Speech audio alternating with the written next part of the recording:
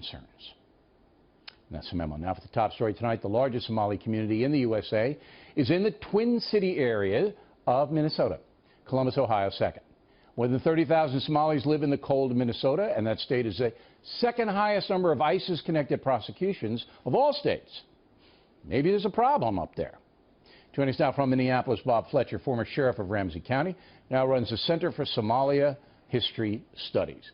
So do you guys have a Somali problem in Minnesota, Sheriff, in your opinion?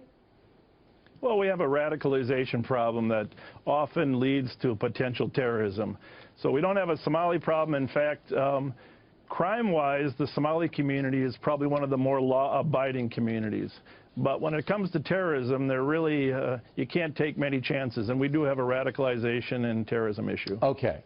Have the Somalis in the Twin City area, have they assimilated, or do they all live together, and is it the way it was in Africa?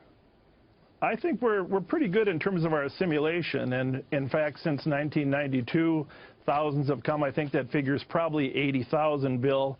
And for the most part, there's been good assimilation. One of our goals is to help them assimilate because, frankly, success is the best vaccine against terrorism. But having said that, there's always going to be a number of youth that are falling between the cracks, they have an identity crisis, they're in poverty, they're not doing well socially, and those kids are very subject to being radicalized. All right, but this kid wasn't in that category. This kid had a nice car, he's at Ohio State, he's getting government assistance. Now, in September, as you'll remember, another Somali, Dahir Ahmad Adan, attacked people in the Mall of America. Well, Go ahead.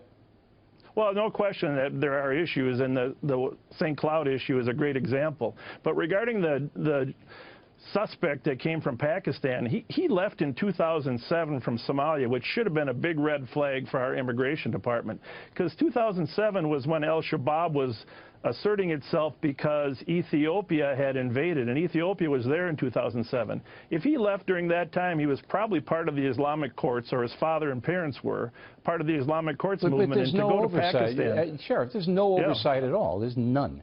Zero. I agree. I agree. So and there's a red flag let's go back down to the bigger picture. So you have a problem there in Minnesota. Columbus, Ohio, the second largest Somali community has a problem. You got a problem. Because the states can't, the individual states and cities can't vet people in refugee camps in Pakistan, which are radicalized up to here. Those camps are full of al-Qaeda and full of the Taliban, and that's where they recruit, in those refugee camps.